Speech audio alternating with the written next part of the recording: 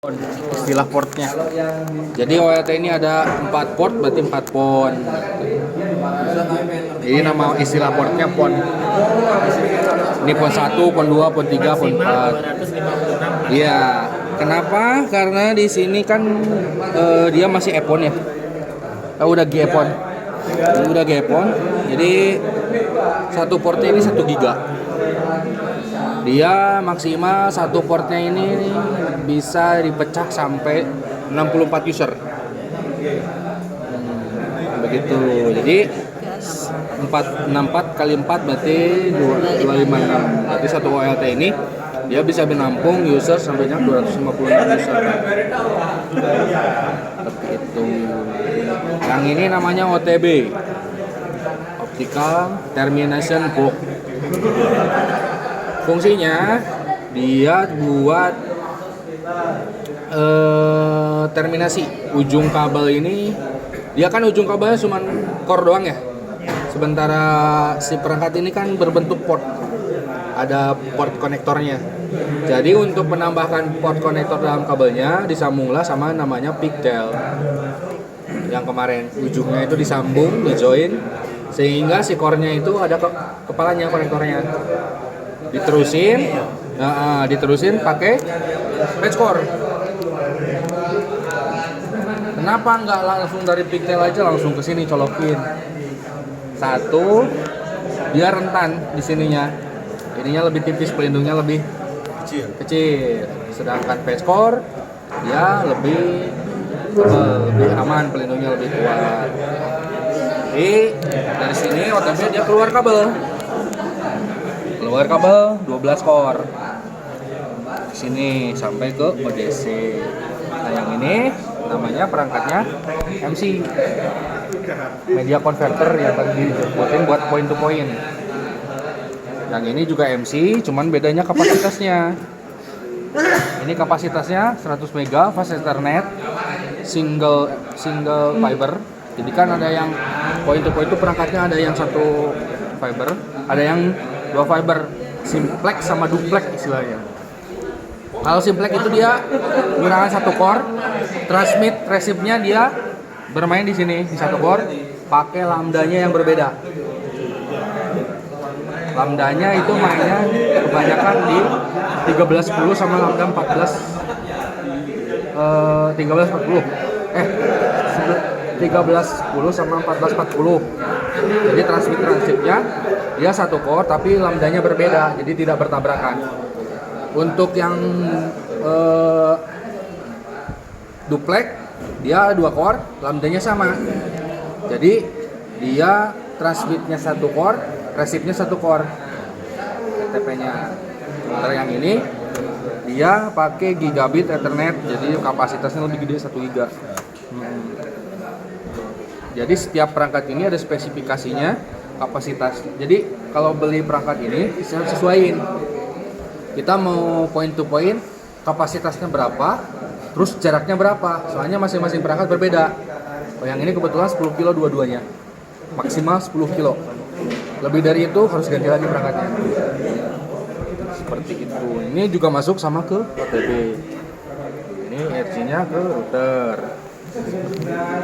Itu UPS namanya. Ini udah kenal ya? Iya. UPS. Ada yang ditanyakan seputar di sini? Mumpung ke Mikrotik. Semua manajemennya di sini kita desain, IP-nya segala macamnya, terus metodenya mau pakai apa, mau pakai PPOE atau apa, manajemen bandwidth-nya di sini semua. Terus keluar ke switch. Membagi bandwidth-nya di mana? Di sini tetap. Mau konfigurasi semuanya, metode ininya mau seperti apa, bagi bandwidthnya mau gimana, di sini tetap otaknya di sini. Oh iya. Nah, baru setelah diolah di Mikrotik kita keluar ke switch. Ini opsional ibu. Ya. Opsional. Mau pakai switch boleh, mau nggak apa-apa. Soalnya cuman buat ngebagi aja, pecah. Dan sebetulnya juga di OLT ini juga udah bertindak sebagai switch juga. Jadi boleh ditambahin, boleh enggak. Soalnya ini kita ngikutin standar yang ada di industri sih sebenarnya. Tapi kalau untuk di server sih kayaknya ini opsional, bisa langsung ke OLT. Nah OLT ini dia modelnya juga sama, basicnya di switch juga, cuman dia keluarannya FO. Jadi merubah dia dari Iya, jaringannya si ke FO. konverternya di sini. Iya. Jadi dari Ethernet, tetap inputnya di sini. Ini uplink-nya satu, manajemennya satu, ada yang uplink sama manajemen satu, tergantung perangkatnya. Ini dia keluarannya optik. Ini. Sistemnya kayak switch sama. Dia ada yang dia manageable, ada yang Jadi ini plug hanya and membagi play. saja Ya? Yang switch ini hanya membagi saja. Iya, dia membagi VLAN aja. Potnya berapa kak? Sini portnya ada 24 port, switch-nya kebetulan. Dipakai semua nantinya bisa. Kalau tergantung kebutuhan, kalau switch. Ya. Yang ini berarti dipakai hanya 3, yang satu buat masuk dari router, yang 2 keluar ke sini. Iya. Betul. Yang 2 sini. Kenapa 2? Satu buat manajemen ini, monitoring. Satu lagi uplink, kebetulan perangkatnya membutuhkan 2 OLT-nya, dua akses ke sini, akses buat manajemen, akses buat bandwidth uplink. Ada juga yang satu udah jadi satu, bisa ada yang manajemen sama uplinknya nyatu ya satu. Iya, desain dan perangkatnya. Jadi kita sesuaiin spesifikasinya sama yang ada di perangkat. Jadi mainnya kalau misalkan yang jadi satu port itu mainnya di VLAN manajemennya sama VLAN buat uplinknya berapa, seperti itu.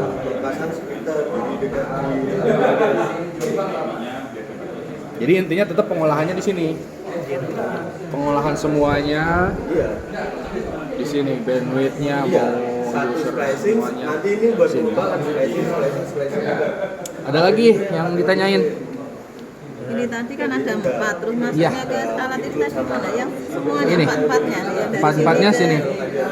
Yang 2 ini kan 6, 4 sini, 2 ini. Point to point. Jadi yang satu jaringan, satu kabel. Soalnya kan masih idle. Ini kan 12 core nih. Yang dipakai FTTX bisa 4, yang masih ada idle kita coba manfaatin buat point to point.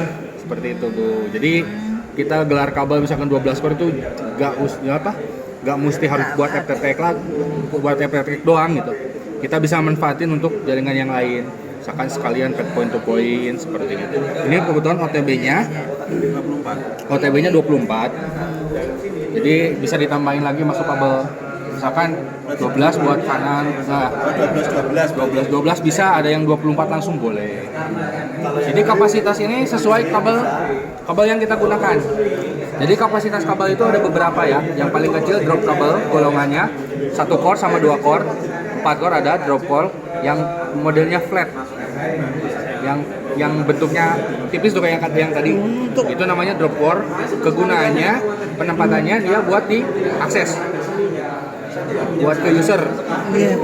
Yang kedua ada buat ODN, itu dari 6 core, dari 6, 12, 24, 48, 96 itu ada.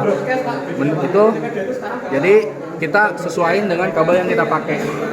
Jadi kalau misalkan kita pakai kabel 48, berarti ininya harus OTB yang 48 port. Jadi satu port, satu port, sesuaiin. Jadi kapasitasnya ada macam-macam, dari yang paling kecil 1, 2, 4, 6, 8, 12, 24, 48, 96, 144, 252 ada. Kapasitasnya itu yang 144 udah segede gini, segede doang.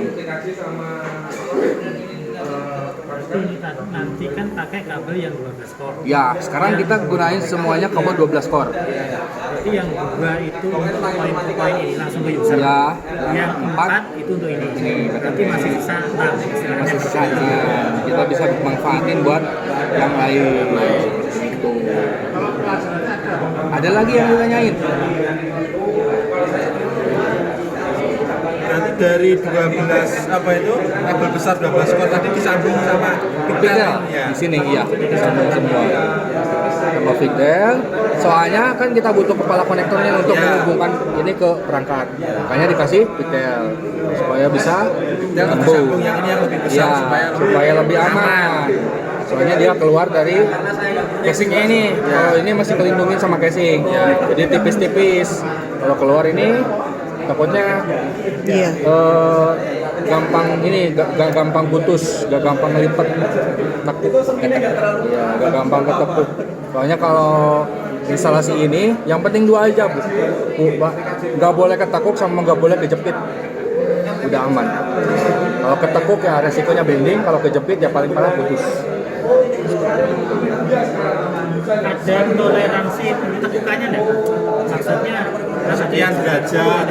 Yang penting jangan menyudut, jangan menyudut, harus melingkar. Iya. Melingkar. Ya, kalau si oval bisa. Ya, kena ke pipa air seperti itu. Jadi kalau semakin ditekuk ya semakin mampet. terus dari tipe kabel yang dipakai seperti yang dengan 652, 657 itu ada hubungannya tentang kualitas tekukannya enggak? Atau sama aja? Sama aja. Sama aja. Itu hanya saja untuk kepentingan aja sih, kekhususan lah.